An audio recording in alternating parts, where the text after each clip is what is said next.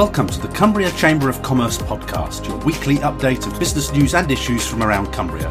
Find out how we support new business and help existing businesses to grow and flourish at cumbriachamber.co.uk. Now here's the Chamber's Business Engagement Manager, Julian Whittle, with this week's episode. Hello, I'm here with Rob Johnston, the Chief Executive of Cumbria Chamber of Commerce, to talk about the relaunch of Made in Cumbria. Now, Rob, Made in Cumbria is been around for a long time, and the Chamber's been running it for the last 10 years. But not everyone is going to be familiar with the initiative. What's the purpose of Made in Cumbria, and what does it do for member businesses? The main reason for Made in Cumbria coming about is somewhat historic. It was going back a number of years, certainly before we picked it up. It was about helping small food and craft businesses grow and develop and find a route to market. It did that through a number of, channels that were relevant then, Julian, farmers markets, through a number of sort of concessions in retail outlets, and that sort of thing. And what we've done with Made in Cumbria, since it was taken over by the Chamber, is we've created, a wrapper brand. And that, the idea of that is that it's a brand that a lot of the smaller businesses can come under, and it can provide them with a level of support, whether it's business support or whether it's an opportunity to market through the Made in Cumbria and get through those Made in Cumbria retail opportunities. What's significantly changed is the environment that brand's now having to operate in, and hence the relaunch. Yeah, I mean, because it's always struck me that we've got some really outstanding food and craft businesses, but some, because they're often small businesses, they can struggle, can't they, to make their voice heard. So Made in Cumbria gives them a sort of outward-facing brand, an umbrella, if you like, that they can sit under. That's correct, and for a number of years it's worked quite successfully. I mean, we've got over 11,000 followers online with Made in Cumbria, and that's growing. And I guess what we've done here is we've reviewed the whole of what Made in Cumbria is about, really, and said, where can we add the best value? Where can we stay true to that original objective, which was to help as many businesses as we can find new markets and new opportunities? So what are the criteria for membership? Who's eligible to join? Well, the idea is it does what it says on the tin. It is Made in Cumbria. Yeah. This isn't a brand where just because it's sold in Cumbria that they can carry Made in Cumbria. We're actually quite tough on the criteria. So it has to be wholly produced or substantially manufactured and finished in Cumbria to be something that we would take forward as a Made in Cumbria product. Okay, well, let's talk a bit more now about the relaunch. I mean, central to this is the new website, madeincumbria.co.uk. Tell me what we've done with this. Well, I guess what we're doing is a number of things, really. One is that we're giving more oomph to the Made in Cumbria brand. So there's the activities around the website, which are around opening up other channels, getting the right connections to the social media channels, and creating a sort of central totem that the members can get round, but also something that we can promote through the various channels and various opportunities as Made in Cumbria with a sort of landing environment, which we wanted to feel that you experienced a little bit of the Lake District and Cumbria's coastal look and feel. So there's a lot of imagery in there that's generic to the whole of the membership that anchors really the whole essence of what Made in Cumbria is about. It's something that's come from the land, it's come from the environment, it's come from what is Cumbria. It comes through in the products of the members, and that was the look and the feel we wanted for the site. I mean, I'd encourage people to take a look, because the photography is absolutely stunning. But the purpose is actually to drive traffic to the members' own websites, isn't it? That's exactly right. I mean, there's two purposes really. One is the main driver is to get the Made in Cumbria brand out there and have that brand that can be pushed out internationally around the world, because that's one of the exciting things that we can do now when we know we've got that sort of traction around the world with the existing activity. But yes, you're absolutely right. What we're aiming to do is to get the traffic through to the individual members' websites so that they can get the profile and they can then fulfil them.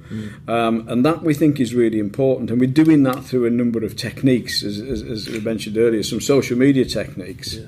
But when you go on the website, I mean, there are, if you like, individual stories on the member businesses which whet your appetite, excuse the pun, because a lot of them are food producers, and it makes you actually want to go onto their website and have a look.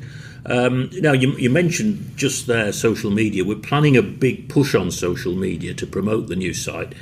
Explain exactly what's going on. Well, that's right. And what we're looking at, I mean, one of the great things about Made in Cumbria and the members that are coming with us on this journey is that they are buying into the fact that they're using social media and online as part of their majority of their marketing offer. And as a result of doing that, they're creating some fantastic images. So we're bringing in Instagram, for example, and we'll look at other channels allowed to do that. We'll be bringing on board some video-based channels where we can actually see some demonstrations of products being developed. The whole idea really is to just be able to immerse yourself in what Made in Cumbria is about. Get the cross-selling opportunities. Find a product that you feel that you want to find more about. Look at that member's offer and ideally buy from that, and they can fulfil it. I mean, it's worth making the point that Made in Cumbria is already well established on I think there's 11,000 active followers on Facebook and Twitter, and we're now adding Instagram because of the strong visual appeal of many members' products. Now the website complements the shop, the Made in Cumbria shop in Branthwaite Brow in Kendal, and there've been major changes here too, haven't there, Rob? Well, one of the things we're trying to do is, to a degree, put a bit of our money where our mouth is, Julian, with thinking about really what Made in Cumbria's physical manifestation is, and as a result of that, because we're not here really to displace other businesses that are selling Made in Cumbria members' products. What we're trying to do is to say, well, okay, what can we do that will allow us to showcase the members' products and create a platform, a little stage for them.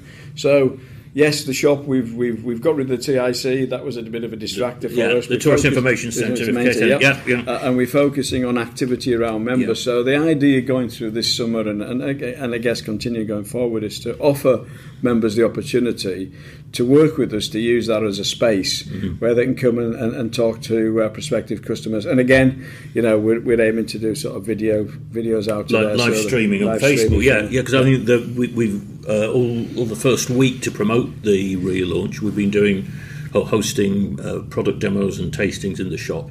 So it's really, rather than being purely a retail, I mean, it is a retail outlet because you can buy members' products in there, but more than that, it's now a destination, isn't it, where customers can meet producers, try or taste their products, and obviously buy them.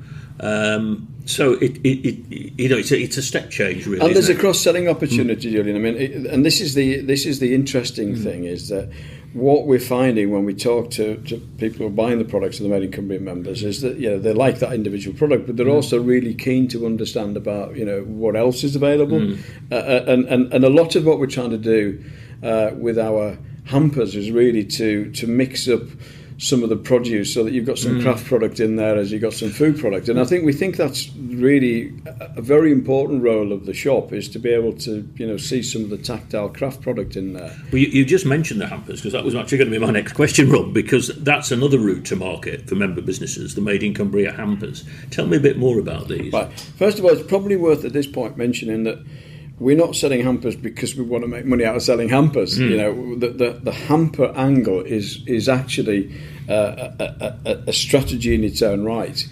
What we feel we can achieve with the hampers, and we've been selling them for some time, we've been testing these. If we can get those hampers into hotels and accommodation where people who love the Lake District are staying in, they can take those away, particularly if it's a freebie from the hotel or accommodation they're staying in. That gives people an opportunity who like being here, obviously, to sample the product. And now either they'll come back to us and say, could I have one of these hampers, which is fine because we can sell a hamper. But really, that's not the main reason for getting the hampers out there. It's yet again getting the members' product in front of as many people as possible. And hopefully they'll look at the label Yeah. and they'll go directly to the member and buy from them through their fulfilment. That's right, because if you like a particular product, you'll go and order more of it. Yeah. But it is important that it isn't just about selling hampers. Now, we want to sell hampers because we're selling, many hundreds of hampers a year as personal gifts, and that will continue, and that will provide part of the support for the reason behind the Kendall base for Made in Cumbria. Well, personal sales, I would hope, would increase because the new website includes an e-commerce facility, doesn't it? So people can actually order hampers online, which they haven't been able to do previously. Yeah. And there are plans to take the Made in Cumbria brand on the road. Are we looking at maybe events and that sort of thing? That's right. I think what by refocusing around this, the work we're doing in the shop, if that proves successful, and we've every reason to think it is going to, then we're going to re-establish, because we stopped doing the markets, the Made in Cumbria markets, about a year or so ago, because the demand was falling off. We couldn't get the critical numbers there, and to be perfectly frank, it wasn't working in the right place with the right profile. So what we're going to do over the next year or so is look at opportunities where Made in Cumbria Roadshow can go out there, it can join events as Made in Cumbria, and we'll be pulling back members and offering the opportunity to join us on that. And where they aren't there, we'll look at whether Made in Cumbria goes in its own right as a brand. So we want to add value to the experience in Cumbria, Julian. We want to get as many people to experience and touch and feel and taste the products as possible. I mean, although obviously the primary purpose of Made in Cumbria is to offer the member businesses a route to market, another benefit is that they can access the business support that's available through the Chamber's Cumbria Business Growth Hub, can't they? Yeah, and that's actually a lot of Made in Cumbria members who've been with us for many years will say, well, we used to in the early days do very specific targeted support around, say, food labelling and things. Which is of less interest, I guess, to the consumers we're trying to sell to. But actually, a lot of that, and nearly all of that, and in fact, a much better offer is now delivered through the Growth Hub anyway. So we're disconnecting that because it was getting a little bit confusing.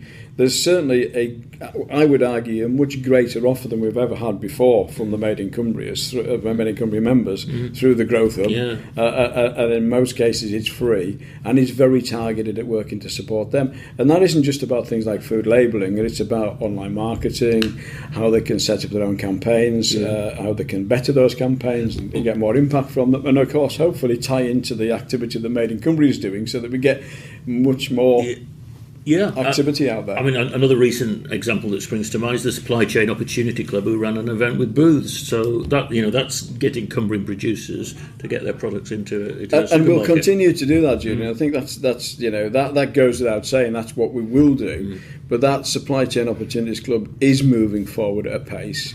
I'm talking to a couple of quite significant resellers of Made in Potential, should I call them, and some of them trade resellers around Made in Cumbria. And the nice thing about that is, like the booths one, because we've got the business support mechanism and funding to support that, we can look at individual challenges the businesses have got that are finding to get into those supply chains and give them exactly the support they need at exactly the time they need it.